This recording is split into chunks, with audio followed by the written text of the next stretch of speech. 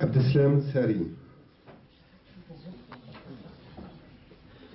Je m'appelle Abdeslam. Je suis né en 1947, à Larache, une petite ville côtière au nord-ouest du Maroc. Une ville qui est toujours chère à mon cœur. Dans notre famille, nous étions 7 frères et sœurs, 2 sœurs et 5 frères. Je suis l'aîné. L'ambiance à la maison était calme et pacifique.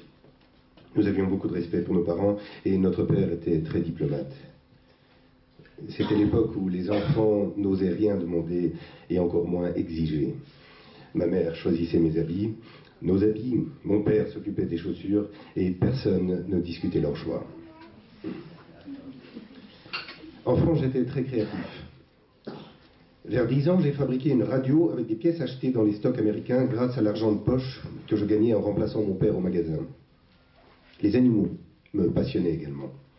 J'avais un chat, une tortue, des oiseaux. Ma mère aussi aimait les animaux. Elle en a élevé plusieurs sortes, des dindons, des canards, des poules, des pigeons, des lapins.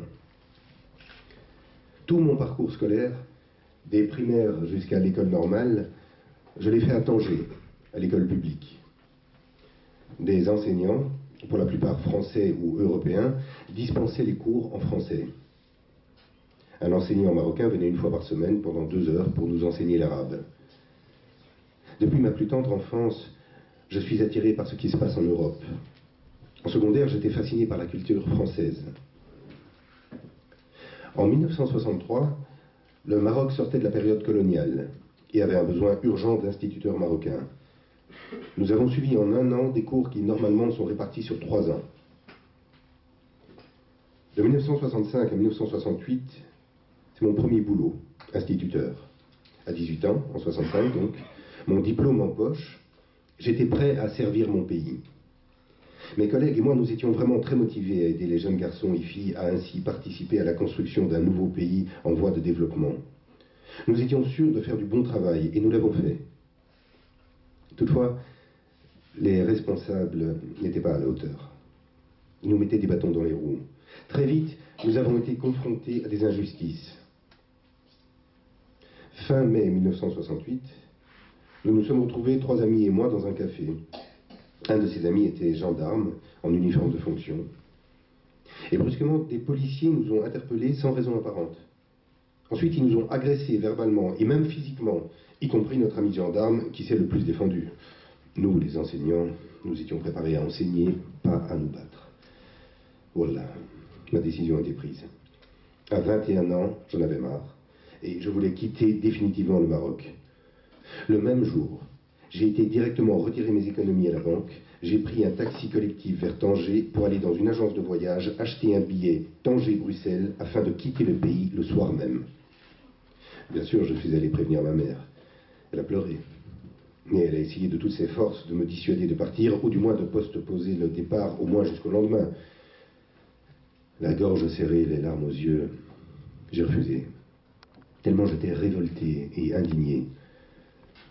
Avec l'arrestation et l'emprisonnement, la goutte avait fait déborder le vase. J'avais une seule chose en tête, partir et ne jamais revenir. Cette fois, c'était un départ définitif vers Bruxelles et la Belgique, où je m'étais rendu déjà 2 fois en tant que touriste. Et cette fois-ci, je ne partais plus pour faire du tourisme, je partais définitivement. Quelle souffrance. Quel déchirement. Je ne pourrai jamais l'oublier. Je quittais ma famille, mes frères, sœurs, mes amis, mon travail, mes collègues, mon pays, mes habitudes. C'était une partie de moi que je laissais derrière. Et sans le vouloir, j'ai fait énormément de mal à mes parents, à ma famille. Ma mère a pleuré, son cœur était brisé.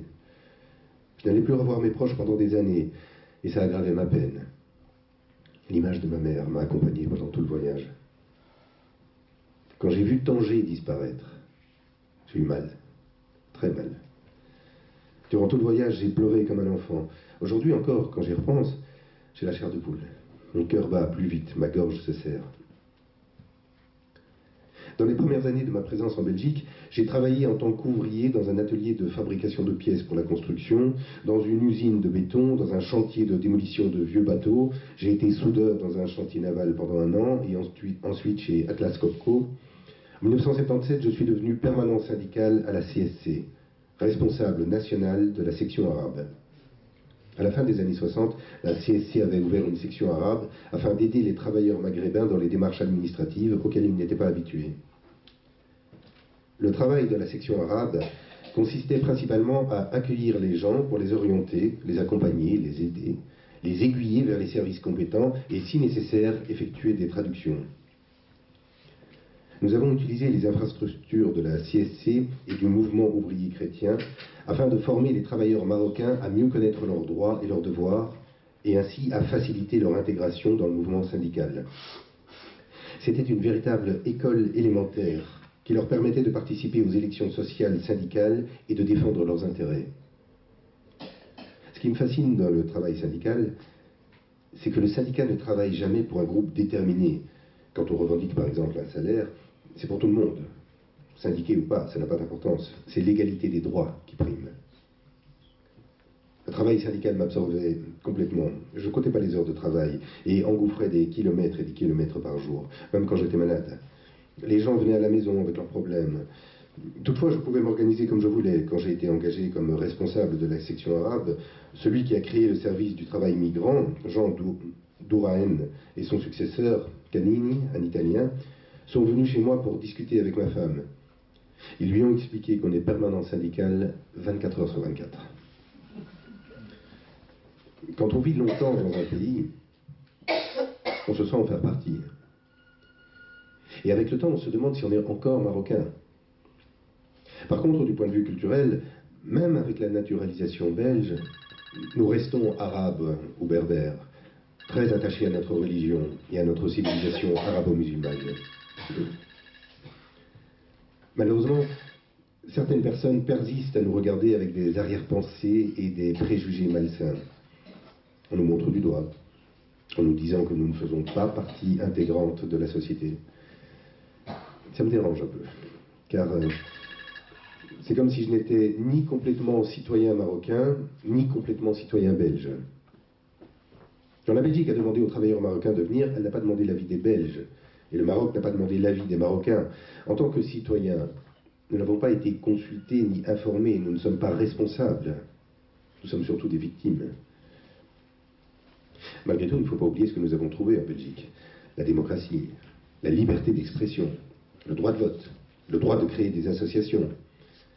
Par notre engagement syndical et politique, par notre militantisme, nous avons acquis les mêmes droits que les Belges. Et quand je fais le bilan de l'immigration, je le trouve plutôt positif. Actuellement, le populisme est en train de ressurgir. Et beaucoup de gens remettent en cause les droits acquis. Personnellement, je n'ai pas peur que des fascistes ou des dictateurs soient au pouvoir. Nous avons survécu aux années de plomb au Maroc et à la dictature de Franco pendant le protectorat espagnol. S'il fallait tout recommencer, sans hésiter une seconde, je referais tout. Et je choisirais la Belgique comme pays d'adoption. Par contre, si j'étais obligé de choisir une nationalité, alors sans hésiter, je choisirais la marocaine. Quand je suis au Maroc, je me sens marocain à 100%. J'ai le passeport et la carte d'identité marocaine ainsi que le permis de conduire. Quand je suis en Belgique, je suis belge à 100%. Tous mes papiers sont belges, passeport, carte d'identité et permis. Beaucoup de mes compatriotes ont choisi de se naturaliser. Pour une raison ou une autre, beaucoup de personnes d'origine marocaine n'ont pas voulu avoir la nationalité belge. C'est leur droit. Moi, je peux facilement combiner la double nationalité marocaine et belge. C'est compatible et même plus enrichissant.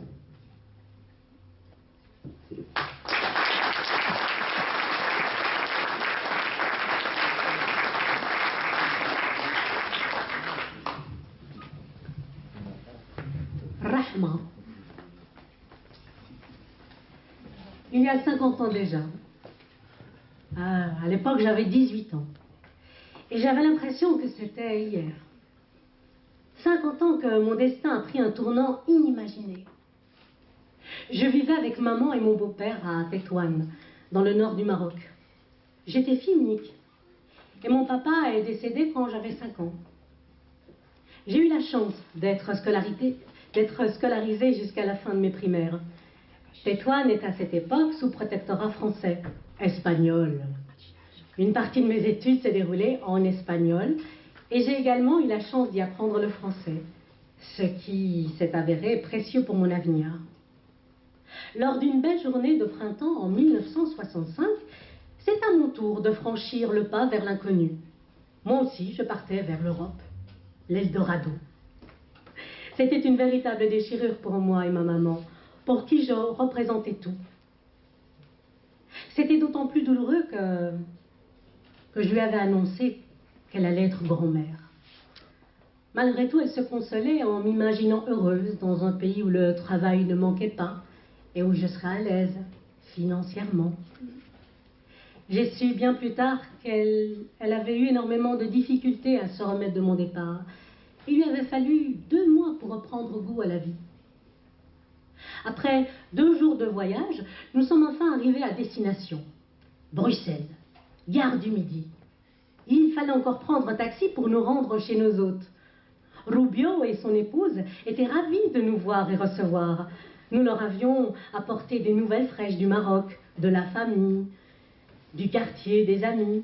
Et pendant toute la soirée, ils nous ont raconté en détail leur expérience, leur aventure, leur quotidien en terre étrangère. L'épouse, Aïcha, elle m'a fait découvrir Bruxelles, ses rues, ses avenues, le marché. Et j'ai d'ailleurs été surprise par la diversité et l'abondance des fruits et des légumes. Moi, je me souviens avoir acheté des concombres en pensant qu'il s'agissait de courgettes. Et au Maroc, les concombres, ils sont de petite taille, alors qu'ici, c'était au moins 3 fois plus grand. Avec Aïcha, nous nous sommes aussi rendus chez le boucher juif pour nous approvisionner. À cette époque, il n'y avait pas encore de boucher halal. Hein. Ah oui. Cet écolage a duré 2 mois. Ma vie s'est alors organisée tout à fait différemment. Mon mari et moi, nous nous levions très tôt le matin pour préparer le petit déjeuner, les tartines du midi pour l'école et le repas du soir. Tout devait être prêt avant le réveil des enfants, car il fallait encore tous les préparer. Une vraie course contre la montre. Mon mari partait le premier, après m'avoir aidé dans les préparatifs, et puis c'est moi qui conduisais ensuite les enfants à l'école. Quand nous sommes arrivés en Belgique, nous pensions nous installer pour quelques années. Et puis le temps de nous constituer un capital, puis retourner au pays. Mais les années ont défilé à une vitesse impressionnante. Plus les années passaient, et plus je me rendais compte que le retour serait difficile, surtout pour la scolarité des enfants. Je ne regrette absolument pas d'avoir franchi le pas et d'avoir émigré vers la Belgique, malgré la séparation avec ma maman et la nostalgie du pays. La réussite de mes enfants est ma plus grande fierté. Elle m'a fait oublier la solitude, ainsi que toutes les épreuves.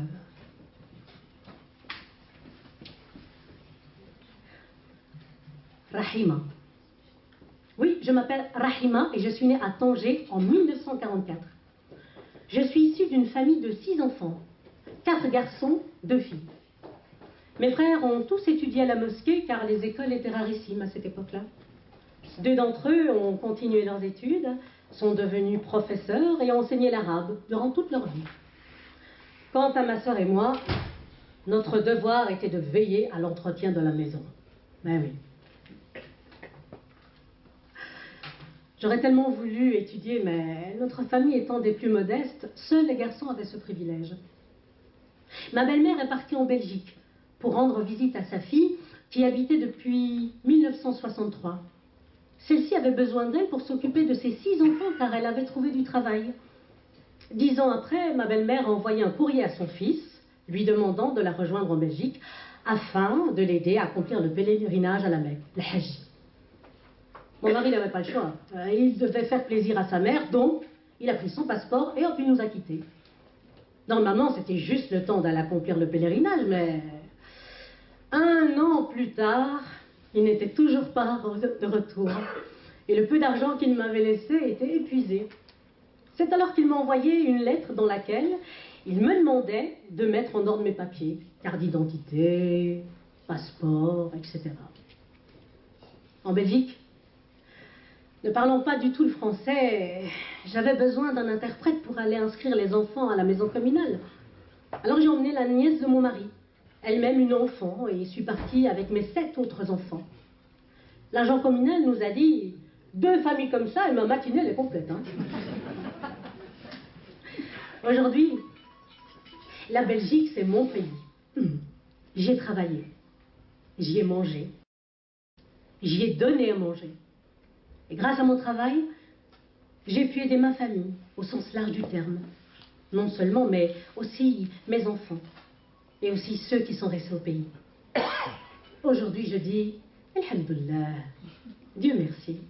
Tous mes enfants ont terminé leurs études et ont un bon poste. Et ça, j'en suis fière.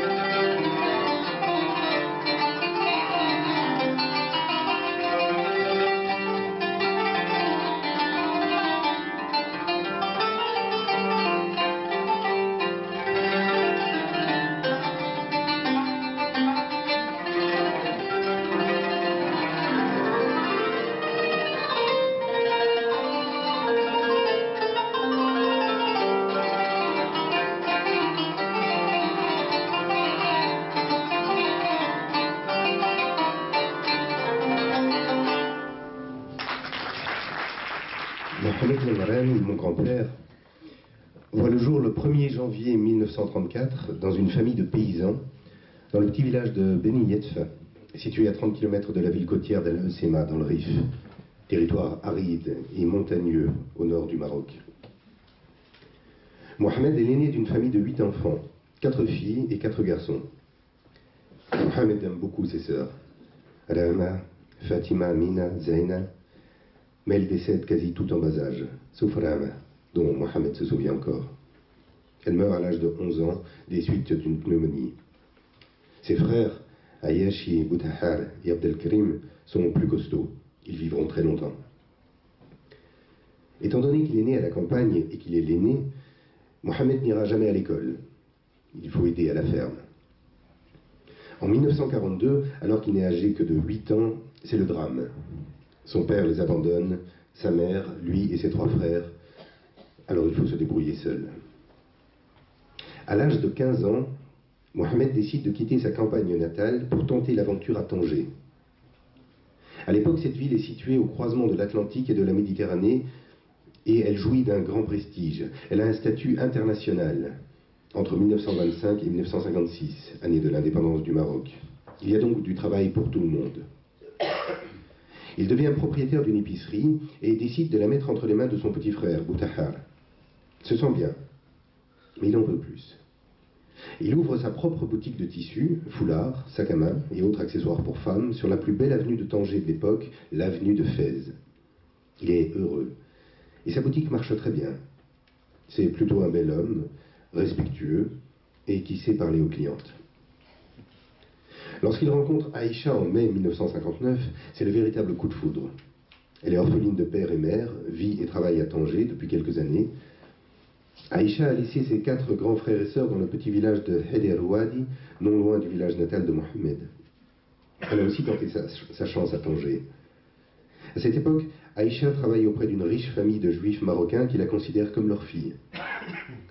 Par un beau jour d'été 1962, alors que les télévisions et radios ne cessent de parler depuis quelques semaines de possibles conventions entre le Maroc et la Belgique pour l'envoi de travailleurs, Aïcha demande à Mohamed d'aller se renseigner. Mohamed n'a jamais passé son permis de conduire. Bien qu'en Belgique ce permis soit distribué au début des années 70, Mohamed a toujours refusé de prendre le volant. Il ne voit pas l'intérêt de disposer d'une voiture. Les bus roulent très bien. Et puis en voyant les énormes tunnels creusés par d'autres de ses compatriotes et des immigrés turcs, il comprend que les métros vont bientôt faire leur apparition et révolutionner les transports. Les enfants travaillent très bien à l'école. Étant donné que les parents ne parlent pas le français, les enfants s'expriment très bien en arabe également. À chaque bulletin hebdomadaire, Aïcha regarde avec beaucoup d'attention les points. Comme elle n'a jamais été à l'école, elle ne fait pas de différence entre les différentes notes, 10, 9, 8, 7, 6. Mais lorsqu'il y a du rouge, son regard se durcit. Elle comprend que la note est mauvaise et se fâche en demandant à un autre enfant de lui traduire le bulletin de son frère ou de sa sœur. Naïma traduit celui d'Anissa, Anissa celui de Mustapha, Mustapha celui de Nadia, Nadia celui de Naïma. Pas de mensonge. Aïcha met un point d'honneur à ce que ses enfants réussissent à l'école. Depuis toujours, Mohamed se rend aux réunions de parents de chaque enfant. Il ne parle pas français convenablement, mais réussit à dire aux instituteurs « Si Mustapha est méchant, tu peux frapper ». Il choque les professeurs qui lui répondent « Monsieur, en Belgique, on ne frappe pas les enfants ». Mais c'est sans savoir que Mohamed, contrairement à d'autres pères, n'a jamais levé la main sur un seul de ses enfants. C'est un véritable papa poule qui donne beaucoup d'amour à ses enfants. Aujourd'hui, Aïcha et Mohamed sont fiers de chacun de leurs enfants. Les réunions de famille du samedi après-midi sont très animées, toujours pleines d'amour, de bonne humeur et de partage, à l'image de ce couple qui est resté soudé malgré les dures épreuves de la vie. Quel homme courageux, mon grand-père.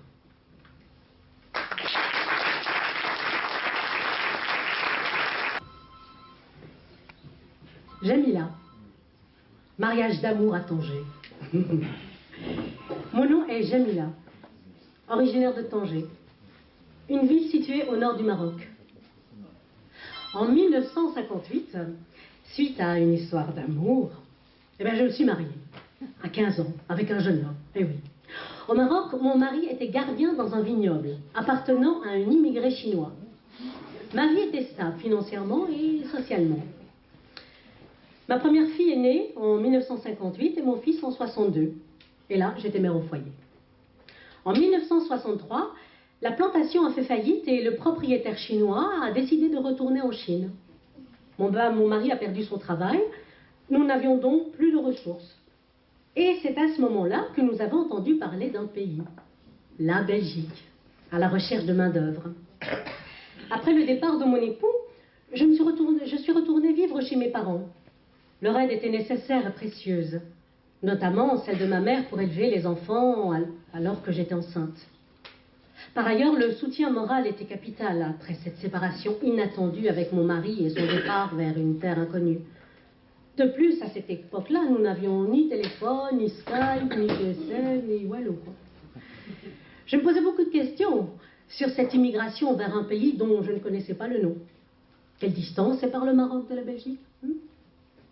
Je ne connaissais personne là-bas. Qui va m'aider à élever les enfants, à les éduquer? Allons-nous nous installer définitivement dans ce pays ou allons-nous revenir chez nous?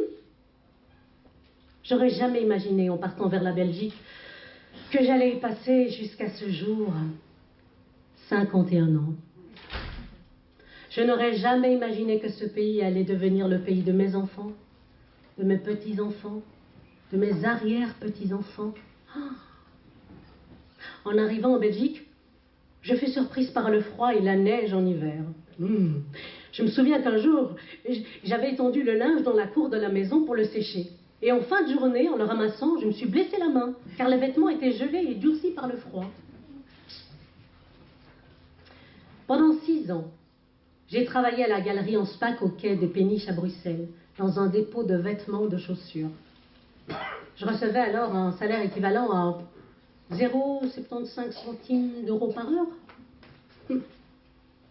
Ce qui m'a aidé à réussir ma vie, c'est la stabilité de ma famille et la bonne relation avec mon mari.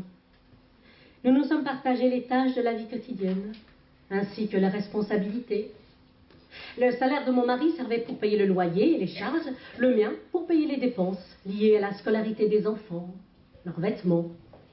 Ce qui restait était entre autres destiné au voyage. Pendant la semaine, nous travaillions tous les deux, et le week-end était consacré aux courses, à diverses tâches ménagères que nous faisions à deux. Le samedi, mon époux s'occupait des enfants, le bain, les affaires, et moi je faisais le ménage. Je préparais le repas. Le dimanche était une journée réservée aux promenades avec les enfants ou bien à la visite des amis. La vie était simple, facile, le loyer abordable et le coût de la vie peu élevé. Avec l'introduction de l'euro, le coût de la vie a augmenté. Béni soit le franc belge. Hasra. Merci. Voilà, nous arrivons au terme de la lecture de nos témoignages. Nous espérons que ça vous a plu. J'ai vu quelques personnes, quelques témoins qui étaient sous le coup de l'émotion. Ça, nous le comprenons très bien. Et nous avons même appris qu'il y avait un Chinois qui était en avance par rapport à tout son pays. Donc, il s'était installé au Maroc pour faire le commerce. Et maintenant, nous aimerions bien, si vous voulez bien, je sais qu'il y a les enfants qui commencent à avoir faim et puis ils veulent bien bouger. Juste quelques minutes de patience de votre part et puis nous allons avoir le moment de convivialité où vous pouvez vous déplacer pour prendre ce que vous voulez. Mais nous aimerions bien mettre à l'honneur les témoins. Je demanderai aux témoins qui voudraient bien venir nous rejoindre pour un moment de mise à l'honneur. Et je demanderai à M. Khalid Haji pour le séum aussi.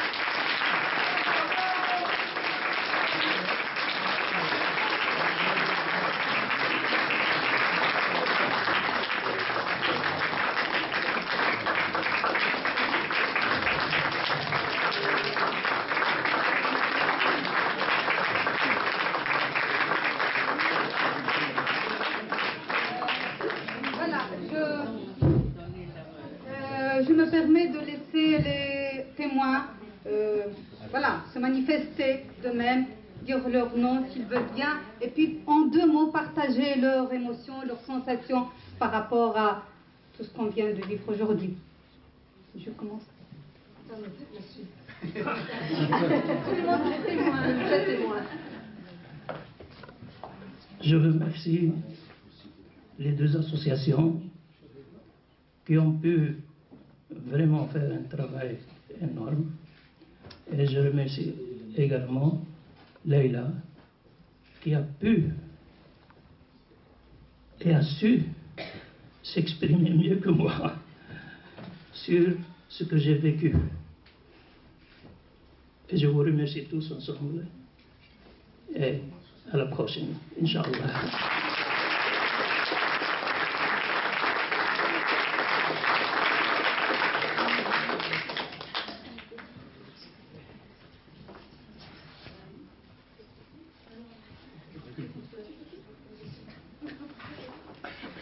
Voilà, je m'appelle Aziza, donc je suis la fille de Rama.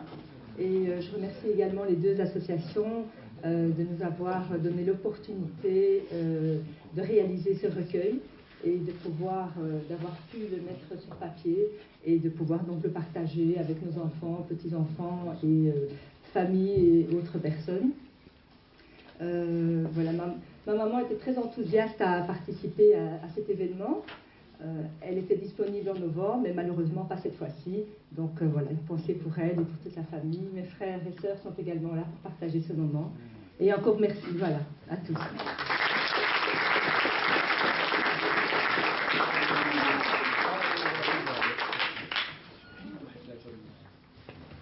Bonsoir, je suis la fille de Namra Mohamed et mon fils Yassine, qui était très, très heureux lorsque son professeur de français lui avait demandé de rédiger un texte à propos d'une personnalité qu'il appréciait et qu'il mettait en valeur. Et j'étais très heureuse qu'il ait, pour la parenthèse, pour la petite histoire, récupéré l'histoire de son cousin qui avait fait de même l'année précédente, à savoir écrire la biographie de leur grand-père. Et il a mis beaucoup de cœur à interroger papa, qui malheureusement n'est pas présent ce soir, ni ma maman, parce qu'ils ont entre 80 et 85 ans. Et malheureusement, ils ne savent plus se déplacer aussi facilement. Et malgré 50 ans de présence en Belgique, également leur français est approximatif. Mais je suis très heureuse que Leïla et son équipe aient pu récupérer ces histoires, qu'on ait pu sensibiliser une certaine partie, la jeunesse, parce qu'il a lu son histoire ici en classe, ça a touché beaucoup d'élèves, et que je trouve que c'est si pas la seule, je me trompe peut-être, c'est la seule façon qu'on a remercié ces gens, cette première génération qui a tout laissé derrière elle et qui est arrivée en terre inconnue et qui a fait fi de tout ce qu'on leur avait fait, tout ce qu'on leur faisait, tout ce qu'on leur disait, et qui s'est battue, qui a mené une vie, et qui a élevé ses enfants, ses petits-enfants, arrière-petits-enfants. Ils disparaissent petit à petit. Il n'y en a plus beaucoup, il y en a quelques-uns qui sont encore de ce monde et qui sont retraités au Maroc. Pour ceux qui sont ici, je dédie vraiment, je pense que c'est l'idée de Leïla de dédier ce livre, cet ouvrage à cette personne, et qu'ils aient au moins laissé une petite trace. Ils ont laissé la trace des métros, des bâtiments et de toutes ces autoroutes et autres mines dans lesquelles ils ont travaillé. Mais au moins, il y a un témoignage écrit, et j'espère sincèrement qu'on va sensibiliser les écoles par rapport à cette immigration, et pas que celle-ci, et qu'on va peut-être conscientiser aussi par rapport à la problématique des réfugiés actuels. Voilà, encore merci.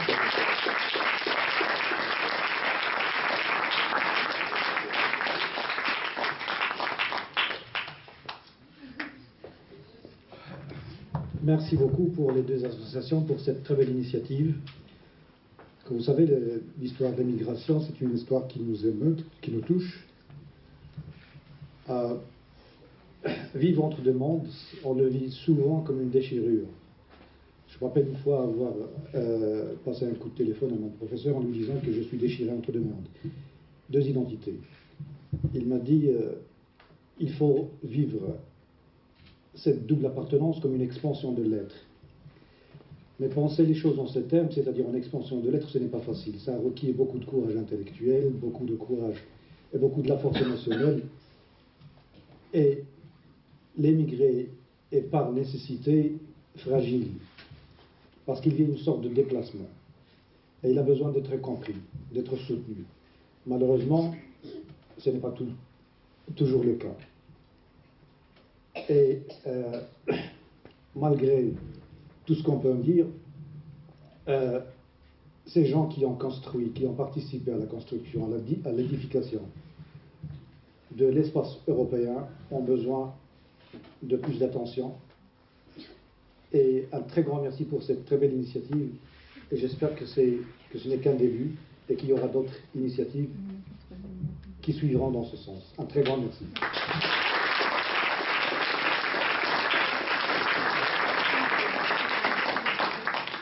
Khalid Haji, je suis le secrétaire général du CEOM, Conseil européen des Oulamas marocains.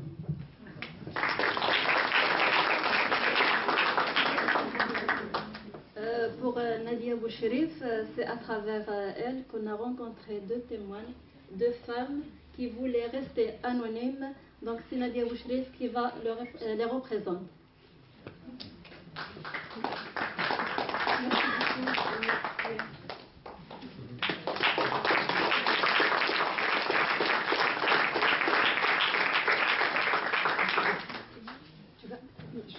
Juste remercier mademoiselle et monsieur pour la manière dont ils ont rapporté l'histoire. Vous m'avez fait pleurer.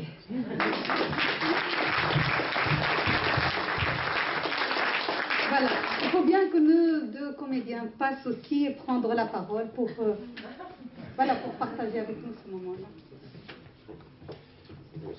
Ça s'appelle de plus en plus. Ben, écoutez, voilà, j'ai été contacté il y a plus d'un mois par Leïla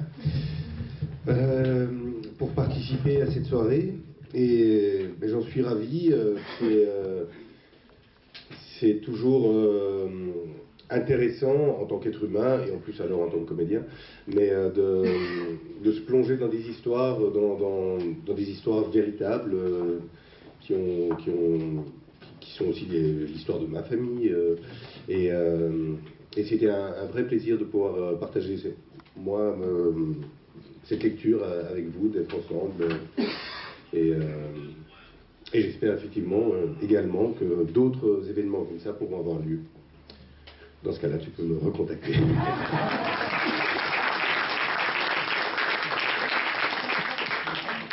Alors, moi, j'ai été contactée par toi, Rachid, via Leïla. Et quand vous m'avez parlé du travail de mémoire, j'étais tout de suite touchée. C'est quelque chose que j'ai dans la peau. Je me suis rendu compte de ça quand j'ai perdu mon père, Rahman, qui était mineur dans le borinage. Et il y a quelques années, je lui ai rendu hommage via un spectacle qui s'appelait L'Insoumise, au Scarlett O'Hara Péducari, où je rendais hommage aux parents, à tous les parents, parce que tous les hommes, toutes les femmes sont dans la même galère, et peu importe qu'ils viennent du nord, du sud, de l'est, de l'ouest, ils travaillent. Ce sont des pionniers, comme on l'a dit à un moment donné dans un des textes.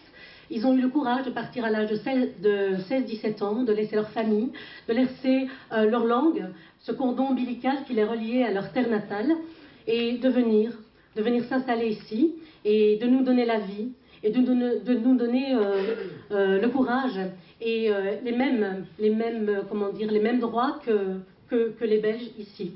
Et par la même occasion me font aimer aussi bien leur terre d'origine, leur terre-mère, mais aussi la terre d'accueil et le français, qui est une langue aussi merveilleuse que l'arabe et que le berbère.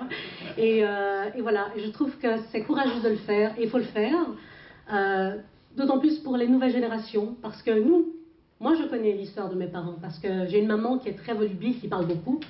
Malheureusement j'ai eu un papa plus taiseux, mais j'ai compris maintenant à l'âge de 48 ans, j'ai compris pourquoi il se taisait, parce qu'il y avait énormément de souffrance, beaucoup de non-dits, beaucoup d'injustices, mais à côté de ça il y avait aussi beaucoup de sourires, beaucoup de Belges qui ont aidé beaucoup les étrangers. Et l'actualité nous fait réfléchir aussi à ce qu'ils ont vécu, et il est plus que temps maintenant de le transmettre via des plateaux de théâtre, via des salles, des documentaires, de la musique, via des conférences, via des lectures, avec toutes les générations confondues, comme pour toi, jeune fille, Nada, comme pour vous, cher monsieur, comme pour vous, chère madame, mais de transmettre cette mémoire, parce que si elle n'est pas transmise, elle ne sert à rien.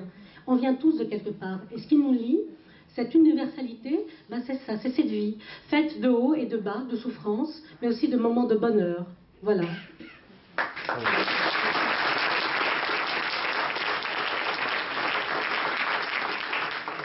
Eh bien, notre soirée n'aurait pas été aussi douce, aussi merveilleuse sans l'accompagnement musical de Monsieur Souhel. Je lui cède la parole.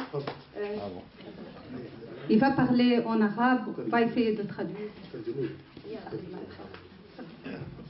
مساء الخير. طبعا حقيقة أنا سعيد جدا بتواجدي بهذا الملتقى الثقافي الجميل، وإن شاء الله تتكرر هكذا مناسبات جميلة بحضور نخبة مميزة من المثقفين. أنا أشكركم جدا لحسن استصغاكم إلي، يعني إصغاءكم إلي باللغة العربية الفصحى، واستطعنا أن نقدم نماذج مختصرة جدا من الموسيقى العربية لأشهر المطربين والفنانين في العالم العربي، مثل سيدة الغناء العربي أم كلثوم، محمد عبد الوهاب، وأسماء فيروز. فإحنا يعني اختصرت البرنامج لوقت محدد، لكن إن شاء الله نلتقي في مناسبات أخرى وتظاهرات ثقافية أخرى. بس إحنا نحب ننوه شيء واحد، أنه بحضور هكذا نخبة جميلة من الحاضرين، أنه أنا عراقي حديث العهد في بلجيكا. أنا كنت أستاذ في جامعات تونس لمدة 10 سنوات، وعندي سنة واحدة هنا في بروكسل، فلا أجيد اللغة الفرنسية معذرة. لكن اللي عملنا شيء يعني كبير، أنه عرفنا أطفالنا الصغار بعمر 6 سنوات وانت طالع على الموسيقى والثقافة العربية من خلال آلة القانون. والآن بحمد الله من خلالكم أبلغكم بأنه عندي 25 تلميذ وتلميذة أطفال صغار يعزفون على هذا القانون، على هذه الآلة. وهذا شكرا جزيلا. هذا بحد ذاته أعتقد إنجاز كبير، أنه نعرف أولادنا بدل ما نخليهم يتوجهون. لا ضرر أنه نتعرف على ثقافات أخرى، بس تبقى إحنا هويتنا عربية. نحاول أنه نقرب الثقافة العربية من خلال الموسيقى، كما يقول الرسول عليه الصلاة والسلام: علموهم وهم يلعبون.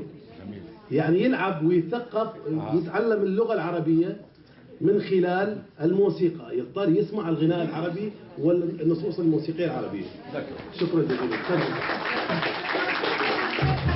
Oui, on m'a fait un signe simplement de traduire.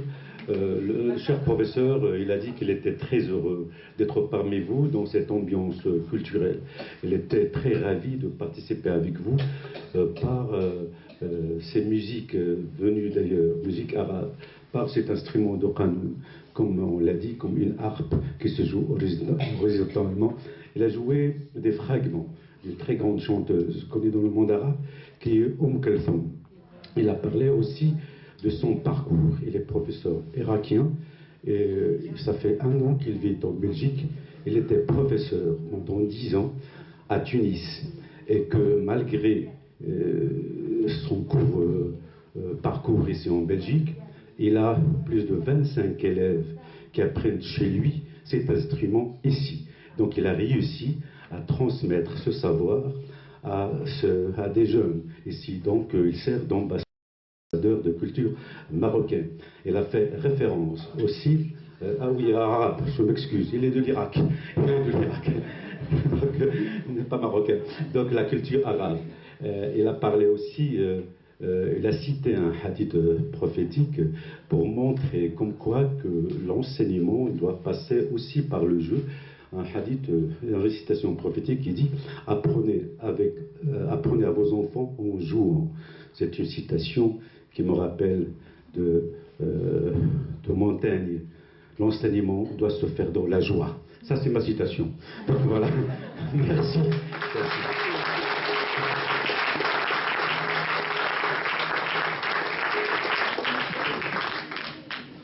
Alors, c'est à moi que revient de clôturer cette soirée, donc je serai très brève.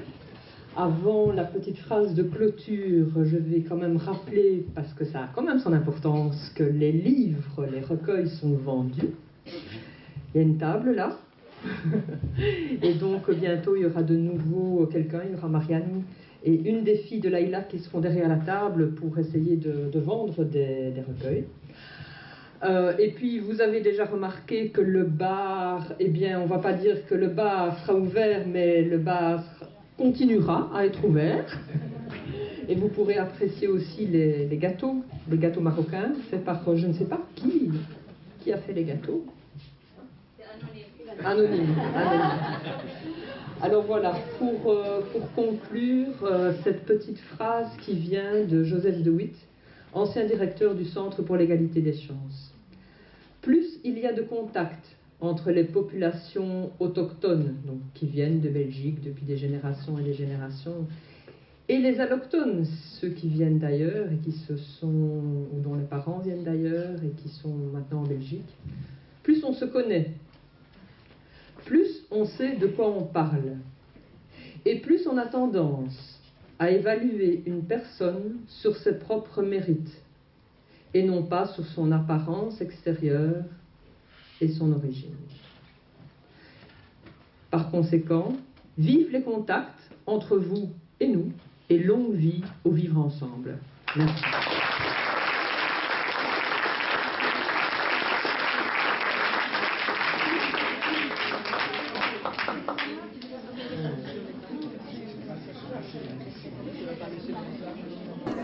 هضرنا على هذه الحفله هذه وعلى شويه ديال الذكريات ديالك ولكن باختصار. هاد المناسبه هذه يعني جوج الجمعيات تفاهموا مع بعضياتهم باش يعملوا كتاب حول المهاجرين المغاربه، كيفاش عملوا حتى وصلوا هنايا، الاسباب ديالهم، التاريخ ديالهم، وكيفاش عاشوا هاد المده هنايا في بلجيكا. هذا هو الهدف اللي تعمل هذا الكتاب هذا، والمعنى ديالو بالنسبه لنا حنايا مهم جدا. علاش؟ حيت عندنا واحد التربيه شفويه ما كنكتبوش بزاف، وهذه مناسبه اللي جعلنا ان عندنا شي حاجه دابا مكتوبه في الكتاب، يعني غادي نخلي واحد كيفاش نقول واحد حاجه مهمه بالنسبه للجاليات اللي ماجين، بان حنايا دوزنا هنايا ماشي نكونوا يعني بحال هو داز ما بقيناش، ولكن عملنا واحد الحاجه مهمه بالنسبه للمستقبل الجاليه اللي ماجا. خالد حاجي، الكاتب العام للمجلس الأوروبي للعلماء المغاربة. الحمد لله مر اللقاء في أجواء أكثر من رائعة، والحديث عن الهجرة طبعا حديث يطول ويحتاج إلى كثير من البحث وتعميق النقاش حول الظواهر التي تحيط بها بالهجرة. وهذه المبادرة كانت مبادرة طيبة تحتاج منا إلى أكثر من تشجيع، ونأمل في أن نواصل أو تتواصل الجهود للحفر في ذاكرة المهاجرين، ولرد الاعتبار للجيل الأول من البناة المهاجرين الذين ساهموا في بناء الفضاء الأوروبي ويستحقون أكثر من تنويه ورد الاعتبار. شكرا. Salam alaikum, je m'appelle Seraï Saïda. On m'a invité pour la sortie du recueil de témoignages pour le 50e anniversaire de l'immigration. Et franchement, c'était un plaisir. Ça a été bien organisé. Et dans les témoignages, je reconnaissais l'histoire de mes parents. Et par les temps qui courent, je trouve que c'était intéressant cette transmission et de laisser une trace dans ce recueil pour nous et pour nos enfants. Parce que nous encore, on connaît l'histoire de nos parents. Mais pour nos enfants, parce que nos parents sont assez pudiques, ils ne racontent pas toujours ce qu'ils ont vécu, les difficultés qu'ils ont rencontrées. Et c'est magnifique de ce projet qui a été mené jusqu'au bout. Je trouve qu'il faut les encourager, les soutenir. Voilà. Salam alaikum. الاسم نجاة ريان،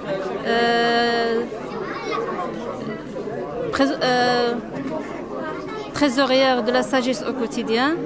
أنا مثلت في اللجنة اللي شرفت على البروجي هذا الكتاب هذا.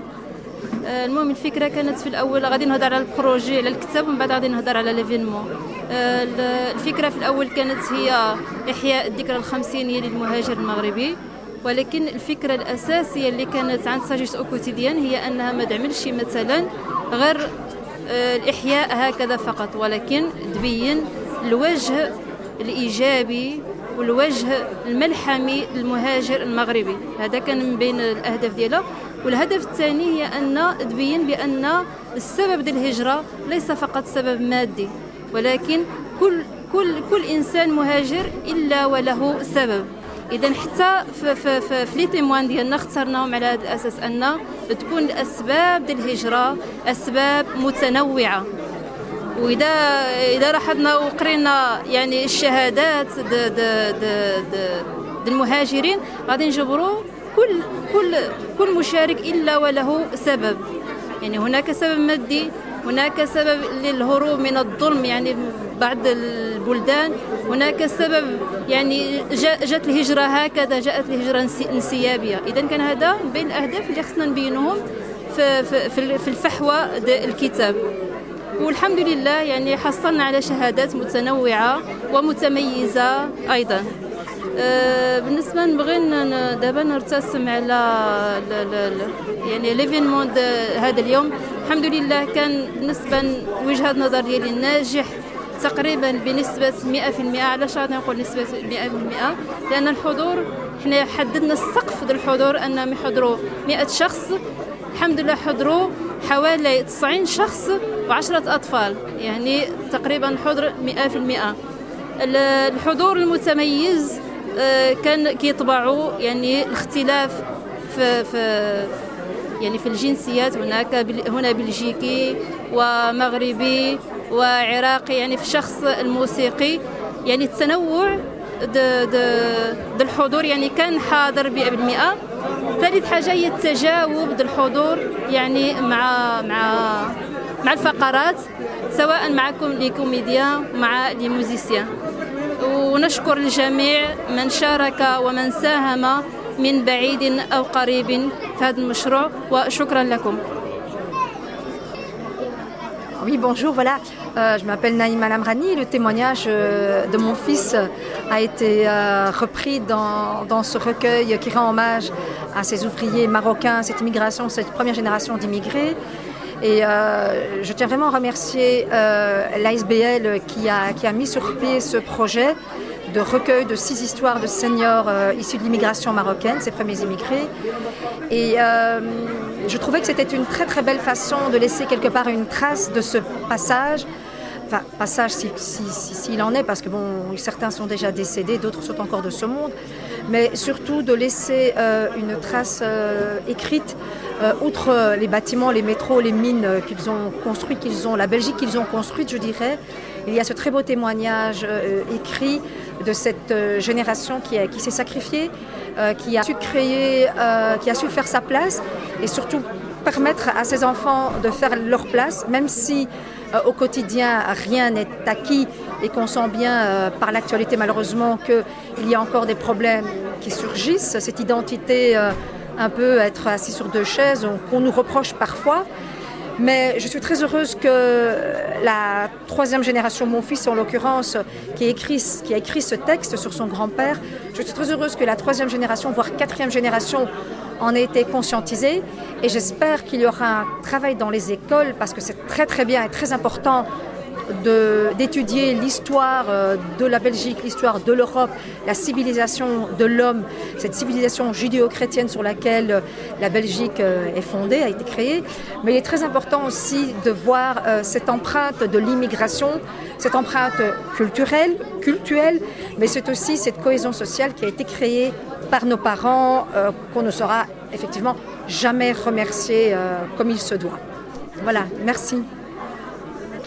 Alors, donc, le projet avec Sagesse au quotidien, eh bien, c'était un projet qui a duré quand même bien de 3 ans. C'est Sagesse au quotidien qui nous commençant à nous connaître un petit peu. Ils nous ont demandé si on était d'accord pour réaliser ce projet avec eux, étant donné qu'on avait déjà travaillé la mémoire des seniors et qu'on avait déjà publié plusieurs recueils d'histoires vécues, mais d'histoires vécues plutôt de belgo-belges.